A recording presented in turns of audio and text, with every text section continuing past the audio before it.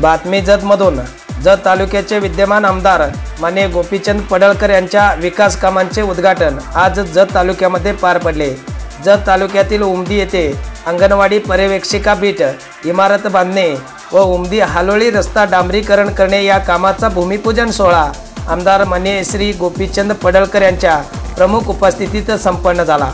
यावेळी युवा नेते संजय तेली, चेअरमन भाऊसाहेब दुधाळ, उद्योजक सदाशिव लांडगे, माजी पंचायत समिती सदस्य सोमण्णा हक्के, सरपंच दुंडाप्पा तेली, बसू कोट्याळ, राजू स्वामी, मल्लाप्पा बनगोंड, सुरेश कुलोळी, सरपंच भगवान तुराई, त्याचबरोबर माजी उपसरपंच निसारबाई मुल्ला, फिरसापक्षाच्या जमादार सह उमदी येथील ग्रामस्थ मोठ्या संख्येने उपस्थित होते।